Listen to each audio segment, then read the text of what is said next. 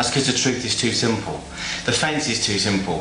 When I show the fence on seminars, people are scratching their head and saying, when are we going to do the exciting stuff? And I can do that all day long. I've got 27 tapes out on different techniques, but it's support system.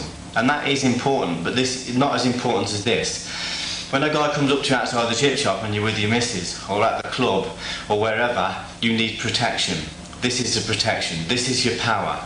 It's no good having loads of... This is your control, sorry. It's no good having loads of powerful techniques, being able to kick the bag and be great inspiring if you haven't got this control. And this control is no good if you don't see a situation develop. You can't control something that you don't see. So I can't state enough how important this is. This is more important than anything else I'll give you. And if I could only teach you one thing, this is what I would teach you. And again, it's very conceptually it's simple. When you try and do it, it's not so simple. I've done it in a lot of the books. It doesn't really come across too well in the books because it needs to be visual, and that's why I've decided to do a tape completely on it. The reason I got flown out to America by Chuck Norris and Richard Norton was specifically to see the fence. And that was because Richard Norton spent 20 years bodyguarding and working indoors and working with real violence. And all they wanted to see was the fence. Okay, so it's really important. And anybody that's been there will know it's important. But I'm overemphasising the point, but I don't want you to overlook this and think it's, there's nothing there. This is the control you need in a real situation. When a real situation starts, it's probably going to be from 18 inches. And that 18 inches will degenerate very quickly into in-your-face violence. Okay, it goes very quickly to vertical grappling, ground grappling. That's not where we want to be. Grappling is not where we want to be. If we do go down there, we deal with it, but we want to avoid it at all costs. Several people I know have been killed on the floor, had their heads kicked off or been stabbed when they've been grappling, and they're tearing the bloke a new arse, but it doesn't stop his mates kicking your head in, who suddenly appear from the bar or suddenly appear out of the hedge. Two of my friends got stabbed by women when they were fighting with men on the floor. So we don't really want to be down there unless we have to. So what I'm going to do with this fence is I'm going to control the gap between me and the person in front of me. Okay, to stop it degenerating to vertical grappling, because I don't want to be there. And again, just to reiterate, you can't use the fence if you're not switched on, if you're not switched on to the environment. Again, if I'm walking down the street, I want to be in code yellow, and code yellow is an awareness state. If you imagine putting your seatbelt on in the car, that's code yellow. That's being aware that there's a possibility that you might have a crash. It's not being paranoid about crashing, it's being aware.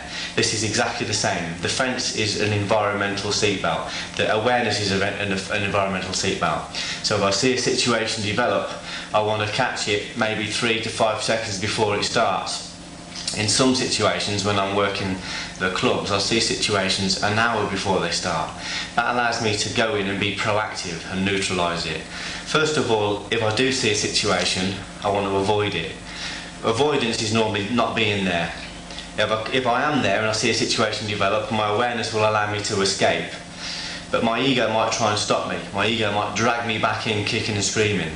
So I'm not going to allow that to happen either. I'm going to be big enough, confident enough to walk away and not get into a physical encounter. People die in physical encounters. People go to jail in physical encounters. They're life-changing things. So I'm going to escape if I can. If a situation gets on top and I can't escape, then I'm going to put my phone straight up, talking hands, and I'm going to use verbal dissuasion and talk the situation down. As a skilled person in the street, as an experienced person in the street, without wanting to sound pretentious, I will also try loopholing techniques and posturing. Loopholing is when you give people an honourable alternative to fighting, whatever that might be, and posturing is when you switch on and psych them out, which we'll look at that later. But if you're not sure, just put a fence up and control the range. We're going to go into that in detail now in this tape and try and cover all the different kinds of fences, how to trigger off the fence, brain engagement, and some of the fences used by some of my friends when I worked on the door, about 5 or 6 different variations. So you can look at the different ways of using the fence and tailor it to yourself. Because what I don't want to do is get people to be cloned and doing like a Geoff Thompson fence, because we're all very different. Your fence should be different from mine. My fence will be different from Justin's, his will be different from Jed's. Okay, so we've got to tailor it to fit us. We shouldn't all look the same. We should all look a little bit different because we are. So I hope you enjoyed the tape. But if you could please remember, always avoid, escape, talk down, loophole if you can, posh you can. Don't be physical unless you really have to be physical, because it really isn't the answer. If you have to be physical, be first and be ferocious. Take them off the planet. But if you can avoid it, then you really must. What I'll do then, I'll bring Justin in. We'll start working on the fence, practically, okay? What I'm doing, as soon as the situation develops, as soon as it comes in, I'm putting my fence up straight away. Lead hand, controlling, reverse hand for attack, okay? I can work this way, I can work this way, I can work this way if I'm in close, I can work this way. The important thing is that I'm controlling this gap. That's the most important thing. This gap needs to be controlled. Okay, at the same time, my left hand is controlling his right hand, so he's got no thoroughfare for this. My right hand's controlling his left hand, so there's no thoroughfare for that. So what I'm doing is what Rick Young would call proactive trapping. I'm trapping before he moves, so I'm not giving him a chance to attack. I might even be tactile if I'm talking, depending on the circumstances. But what I'm doing all the time is I'm keeping this gap closed, I'm controlling this attacking arm, so there's no thoroughfare. This attacking arm, I'm controlling his forward movement. He can't move forward and headbutt me or knee me. He can't kick me, because as soon as he moves I'll just lock this off. Although it looks very empty, it's very solid and very full. Okay? It's what we call putting a fence around your factory. If you want to stop burglars getting into your factory, put a big fuck off fence around it. It won't stop them forever, but it will make them think. And they're most likely to go to a factory where there's no fence, because it's easy to get round. So this is the fence around my factory. Now, even with people I teach this to, I watch them in situations, in real situations, when I watch them working the doors, or in violent situations that are developing. And even with some of the people I train, they still tend to be very much here, and then here, and then here, and then here. Or even sometimes allow themselves to get into a staring match like this, which is not what we want. A fence needs to be permanent. There needs to be some permanent fence all the time, either one hand or the other. Okay, what I tend to do is move my hands around a little bit and control. Okay, rather than rather than just up and down, which means this, you can actually close the gap, which I don't want that at all. And I definitely don't want to get pulled into a staring match.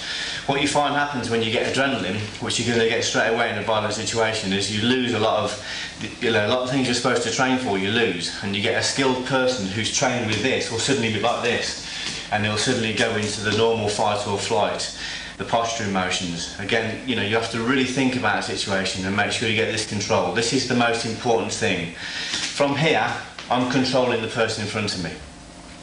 This is a subconscious physical fence. It means I'm controlling him on a subconscious level. He doesn't know he's being controlled.